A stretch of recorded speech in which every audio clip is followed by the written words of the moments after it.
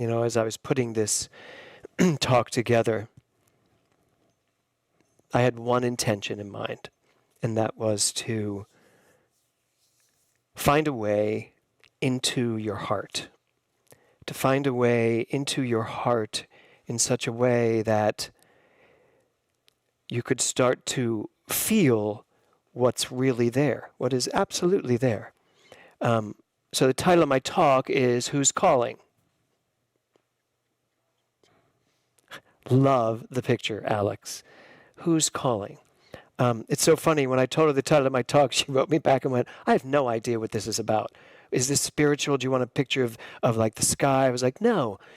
Use your imagination. Something's calling you. So what's the deal? So while the title of my talk is Who's Calling, I want to start with something else. I want to start with who's being called. Who are you? Because ultimately, at the end of the day, that's the stumbling block. Who you are is the stumbling block to every problem you have ever had, have now, and will ever have had. That's the stumbling block. Who you are. That's the biggest problem. And in fact, it is the one thing we teach. It's the only thing we teach in New Thought. It's trying to get God out of the sky and put God where God belongs, which is in the heart and soul of every single person walking this planet. And it's difficult to do that because we've all been taught something very different. Ernest Holmes wrote this: there is a universal nature of man inherent within him.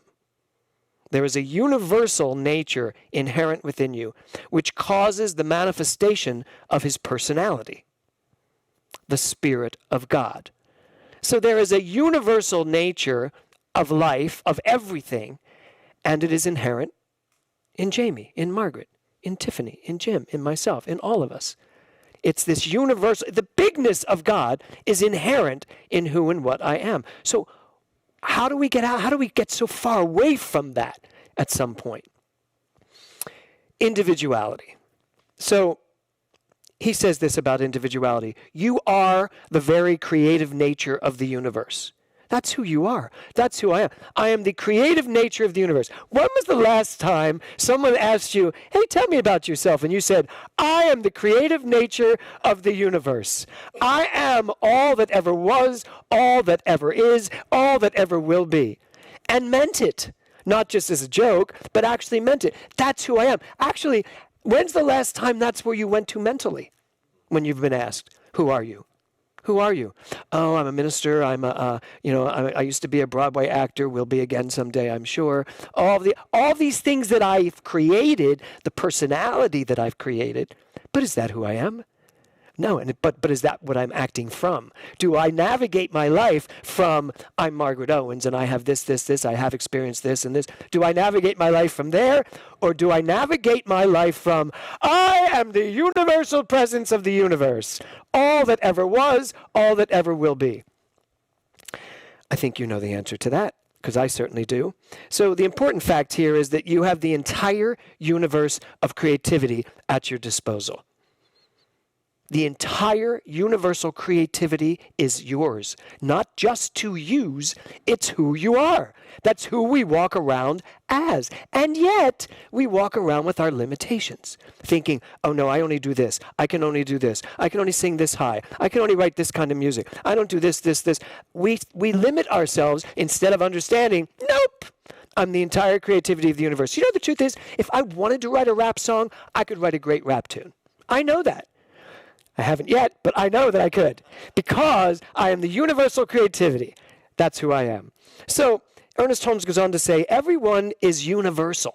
Everyone is universal on the subjective side of life, and individual only at the point of conscious perception. Listen to this again. Everyone is universal on the subjective side of life. Subjective side of life means you have the possibility to be all of it. And then he says, individual only at the point of conscious perception, meaning your individuality comes into play when you start making decisions. You start making choices about who you are. Oh, I'm this person. I'm 65 years old, and I've had my own journey in this isolation time, Most of it is about looking at my past and looking what I've done. What have I used of my creativity? And I was explaining this to my son, who at 20, the world's in his hands. And I said to him, I said, I've made so many mistakes. Now, I know that we teach there are no such thing as mistakes. But when I go back and look, there are some mistakes I made along the way that I could have done better. I could have done it a different way. Everybody then turns around in science and minds me and says, yeah, but look how it took you to who you are. I get that. But I can also look back and go, this was a mistake. I could have done this better. I could have done this better. So my son said to me yesterday, he said, why don't you tell me those mistakes so that I know not to make them? And I looked at him and I went, you're already making them. I'm watching you make them as you go along. And he was like, well, thanks. What mistakes am I making? I said, you're making the biggest mistake that I made in my career, which is you think that you're just naturally going to show up and do everything perfect. Now, we should think that. But once we know how talented we are, we actually need to spiritual practice it into play. And I said, I showed up everywhere thinking, I am God's gift to you. Here I am. And then I didn't do the work to prove it. And so he looked at me and he went, so what are you saying? I said, I'm saying that use what you have. Make it even better. Make it stronger. Expand it. Take risks. Jump off the roof. Know that everything you want to do, you can do, but you have to decide to do it. And as I walked through that and I listened to that and I heard myself telling him everything that I should have been telling myself, I realized that I am the absolute universal quality of life in the truth of who I am, but my individual perception of life screws things up sometimes.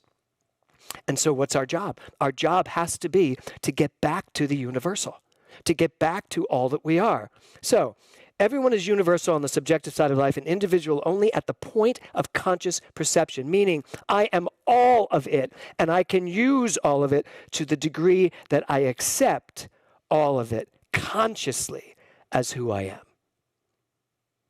There's our job. Can you accept and admit and understand that you are all of it? You are the ocean in a drop. Now, the ocean in a drop does not diminish the drop, just to be very clear. The ocean in a drop that Rumi talks about does not diminish the drop. It just puts the ocean in perspective. That's something that I finally realized this week. I was like, wait a minute. I am not less just because I'm the drop. I am the entire ocean in a drop. I get it, and I get to use that and make decisions based on that. But it puts the ocean in perspective when I understand all of that is who I am. That gets into perspective, then I come into perspective. Which brings me to what's calling you? Who's calling? And is it actually calling? The universal. Just to be clear, the universal is calling us at all times. The universal has a direct line to us because it is who we are. It's who I am. So there is something constantly. There's this open switchboard with precise and responsible operators, all there to get the messages that are meant for us. They are just a coming constantly. And when Jamie sings that song, I watch him just let it flow through him. God is calling me. Health is calling me. Compassion is calling me. Love is calling me. My purpose is calling me. Joy is calling me. It's all calling me. The question is, do I pick up the frickin' phone and answer it? Or am I too busy noticing this pandemic and all the stuff that's going on in the world? I got to fix all this. No, there's a call you need to go take. Get out of the world of form and go pick up the phone and answer it. And hear what you need to hear. That you are the very presence of the universal. Ready to just explode into this universe, regardless to what's going on. So, are you willing to pick up? Well, people have been willing to pick up all over the place. Margaret Owens was willing to pick up when Rosemarie called her. Holland Taylor was willing to pick up. She had to pull off the side of a freeway to write her play Anne about Ann Richards, Governor Ann Richards, someone she'd met once. And out of nowhere, she's driving on the freeway and she hears, you should write a play about Ann Richards and play her. And she said it was so profound she had to pull off the freeway and just sit there and go, what? I don't write. I'm not a writer. And then she somehow took the call and wrote one of the most breathtaking plays, one-woman plays about this governor that took her all the way to Broadway to a Tony nomination because she answered the call. I answered the call many times. I answered the call with Dorian Gray, the greatest piece I've ever written, and I'm still answering that freaking call to fix it, to change it. You know, it got some really brilliant reviews in Denver and some really bad reviews in Denver, which Oscar Wilde always says, unless you get both sides of the spectrum, you haven't done your work. Clearly, I did my work really well. But then I let it stop me, and I get it. So sometimes you do answer the call, but then you let all the stuff out here stop that call from reaching its fruition. Rosemarie will go exactly where it's meant to go through Margaret. Jamie has answered the call many, many, many times. When he writes something's calling me, he's answering the call to bring it forward. All the stuff that he writes, he's answering the call. Thor answered the call. He has a brand new blog that he's working on where he interviews people. He's answering that call. Tiffany answered the call for ministerial. You know, I don't know what she doesn't even know what she wants to do with it, but she heard the call and stepped blindly into it anyway. Daniel answered the call to move to California. Matthew answered the call to produce music. Everyone has answered specific calls, and the list goes on and on and on. So what is the problem? Here's the problem, and here's the fix. The problem is we don't know who's answering the call. We're answering it. We hear it. Songs come through us. Musicals come through us. Purposes come through us. But who's the us that it's coming through? Can we put that into perspective? Can I put who I truly am into perspective? Because when I do, that's the answer I can now, I'm getting all emotional. That's the answer I can now give to that relative who asked me that. Why can I be so cheerful in the midst of all of this? Because I know who I am. I am not this. And you are not this. Your career is not based on this. Your finances are not based on this. Don't listen to what the government sometimes wants to scare us into believing. It's been happening for generation after generation after generation, politics and religion, all wanting to scare people into thinking that they know what's going on. There is no they. There is only I. That is all there ever is. I. I am that. I am. I am that. I am. That's all there is. And we've got to take our minds out of the relative world of form and craziness back into the absolute truth of the universal. That's who we are. And then when we can answer our call, we're answering it because we know who we are. We are the call. I'm not just the person answering the call. I'm the call that's coming through. And if I just relax into that, everything changes. Ralph Waldo Emerson said this. My students all did videos this week on this, and I can't wait for you all to see it on Wednesday. His quote is, "Every man is a divinity in disguise, a god playing the fool." Every man is a divinity in disguise, a god playing the fool. We need to stop playing the fool. We need to stop identifying with the issues. We need to stop becoming the issue. I am not this pandemic. I am not this virus. I am not the mistakes I've made in the past. And I'll actually say mistake. I know Ernest Holmes says, no mistakes are made, none will be made, none can ever be made. But you know what? I might change that. I might take deference with that and say, you know what? There are mistakes we make. Yes, it does. The universe always unifies us, harmonizes us back to point. But there are things we might want to do different. And we should learn from those. And we should be able to go, I could have handled that better. I'll handle it better this time. So we can play all the word games of that means it's not a mistake. It was a learning tool. You know what? Call a mistake a mistake. It was a mistake. And that was a mistake. Now I'm going to do it better. So stop identifying with the issue. Stop identifying with the mistake. Stop identifying with this pandemic. I am not a virus, nor am I the effects of this virus, nor are you. And it does not have any power over us. You know what it has power over? Your mind. That's what it has power over right now. This virus has gotten into the minds and souls and hearts and bodies of so many people. But you know what's going to put it back in its place? Which means just send it back to the creative ethers from where it came? When the mind stops accepting it as anything other than that which came and went. That's our job. But how can we do that if we keep investing our time and our heart and our soul in identifying with this stuff out here? I was writing all of these I am nots, and I got to an I am, and I was looking for another thing to say I am not, and I went, wait a minute. No, I am, full sentence. I am, period. I don't even need not, but what am I going to put after I am? What are you going to put after I am? Some of you are going to put scared. Some of you are going to say, I am sad. Some of you are going to say, I am depressed. You may find many things. I am worried, or I am a worrier or a warrior, whatever. I am what?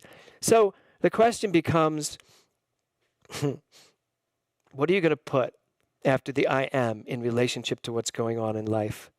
And I would say, I'd like to put what Ernest Holmes wrote in that first quote I gave you. I am the Spirit of God. That's who I am. I am the Spirit of God.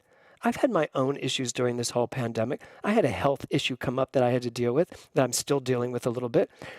I haven't given it a lot of time. I gave it the time it needed, handled what I needed to handle, and now when it comes up, I was telling Margaret before service, every now and then just a little pain comes up and like saying, I'm still here. And basically what that's really saying to me is, I'm still here and you still haven't really taken care of me. I get it. I totally get it. Our minds are so resilient. It's what we are. It's who we are. I don't have to work at being resilient. I have to work at stop being all of this. Step back into the universal, and now I am resilient. Because God handles everything perfectly. And when I recognize that's who I am, I can handle everything perfectly. So, you can give me all the excuses you want. All the excuses you have for why your life is the way it is, all the excuses you have about this pandemic, all the excuses. And I will still tell you that nothing has changed. You are still the universal. You are still the entire ocean in a drop. None of this changes any of this. That's the biggest takeaway. None of what is going on changes anything in your life. It may on a momentary scale, but in the long run, only thing that's going to change your life is you, your mind. You can look at all of this, live through it, have your Zoom dinners and your Zoom cocktail hours, take the time to read books you haven't had a chance to read, write some new things that you've never written before, start podcasts, producing things on your own, whatever it is that allows your creativity to pulsate. But don't let this spend any of your time in worry, in doubt, in frustration, in anger. Do not think that this defines you. You define it. And the only way you can do that is if you stand back far enough to remember who you are. Because at the end of the day, that's what we really have. Who's calling? Well, God is calling. But who is God calling? God's calling God. And if I were to write that conversation for a little one act, I'd be like, yo, God, what are you doing? Well, God, I mean, this is a lot to take on here. So, well, why are you taking it on? It's not who you are. Well, maybe it isn't who I am, but it's happening to me. Is it happening to you? Yes, it is happening to me. Are you really sure? Well, what are you saying? I'm saying it's not happening to you. It's happening through you, and let it go. I know, right? That's if I'm going to answer the call and have a conversation at the highest level of consciousness. So there's your job. Answer the freaking call, because it is a divine call that's telling you that you are bigger than anything you could possibly experience. And when you really get that, when you really understand that, the rest of it is a breeze. I think we're going to have the most amazing next week or so, or 2 weeks or months. I don't care how long this takes. Use it. Use it wisely. Because you are the I am. What are you going to put after it? That's what I want to know. Namaste.